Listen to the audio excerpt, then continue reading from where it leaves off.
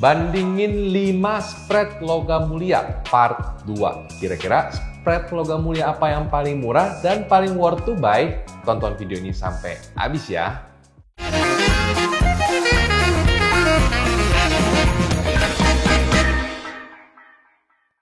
Halo semuanya, selamat datang di channel Halo Mas bersama saya Willy. Jadi di video kali ini saya akan bandingin 5 merek logam mulia dan kita akan lihat spread logam mulia mana yang termurah.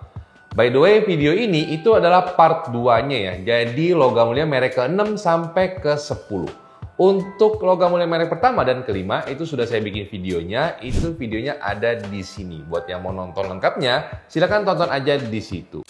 Sebelum kita mulai videonya, saya mau disclaimer dulu bahwa data yang saya dapetin ini, itu saya dapetin di tanggal 12 Juni 2025. Data ini mungkin akan berbeda di kemudian hari atau saat kamu nonton videonya. Jadi, sebelum kamu lakuin transaksi, saya selalu saranin kamu untuk selalu cek dan recheck ke website-website resminya dari merek-merek logam mulia ini. Dan juga karena saya rekomendasi pembelian itu minimum yang 5 gram, data ini itu kita pakai yang 5 gram aja. Jadi saya bandingin cuman yang 5 gram aja. Karena menurut saya itu 5 gram yang paling worth it untuk kita beli. Mulai dari merek yang pertama, King Halim. PT King Halim ini itu berasal dari Mojokerto, Jawa Timur. Kalau misalnya kita ngomongin produknya, itu juga ada di beberapa toko emas di Indonesia. Fitur dari produknya itu juga sudah bisa di-certify. Nah, untuk harga beli King Halim ini itu di 9.056.250 perak. Sedangkan harga buybacknya itu di 8.725.000. Spreadnya jadi 331.250 perak. Kalau dikonvert ke persen itu di 3,6%. Merek yang kedua, Waris Sampurna. Kalau misalnya kita ngomongin merek yang agak baru ini, itu packagingnya itu merah merona. Udah eye-catching banget lah ya. Kalau misalnya kita lihat warnanya aja, kita pasti tahu itu mereknya Waris Sampurna. Untuk harga beli Waris Sampurna itu di 9.344.000. Sedangkan harga buybacknya itu di 8.910.000. Spreadnya 434.000. Kalau dikonvert ke persen itu di 4,6%. Merek yang ketiga, Semar Nusantara. Kalau misalnya kita ngomongin Semar Nusantara, ini jagoannya deh. Kalau misalnya ngomongin toko emas di daerah Jawa Tengah, cabangnya banyak banget. Nah, untuk produk logam mulia Semar Nusantara itu harga belinya di 9.095.000. Sedangkan harga buybacknya di 8.870.000.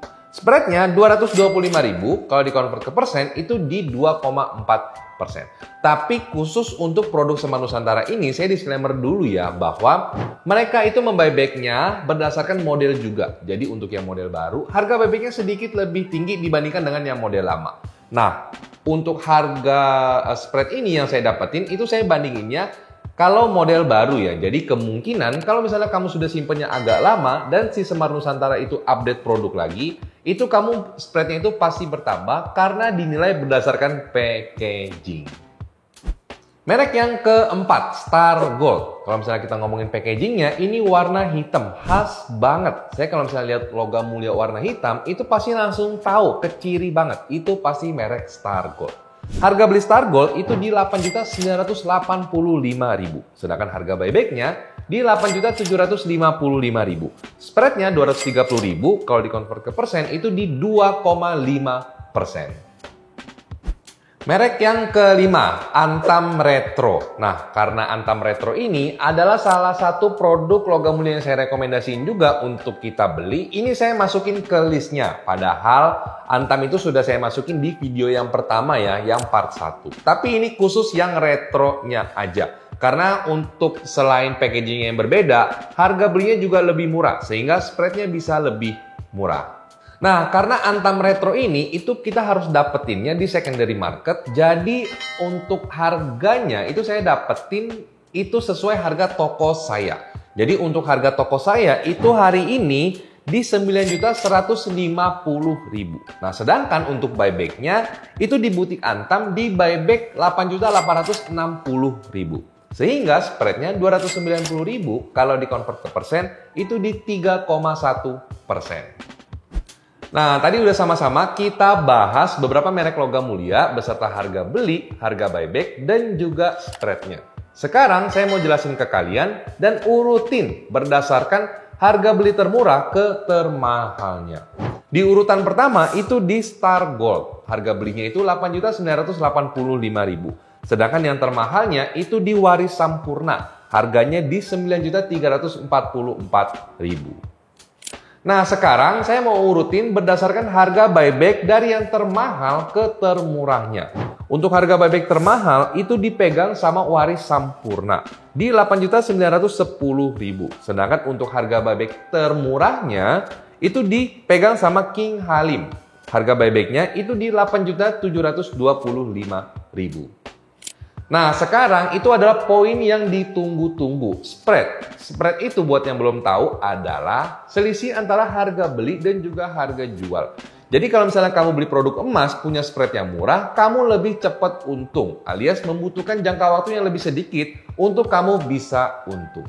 Spreadnya dari yang terkecil itu adalah Semar Nusantara di 225.000 per 5 gram, kalau dikonvert ke persen, di 2,4%. Sedangkan untuk spread yang paling mahalnya itu di Waris Sampurna di 434.000 kalau dikonvert ke persen itu di 4,6%. Kesimpulannya, Bang, jadi sebenarnya kalau misalnya kita ngomongin spread ini, apakah ini satu-satunya faktor untuk menentukan logam mulia ini worth to buy atau enggak?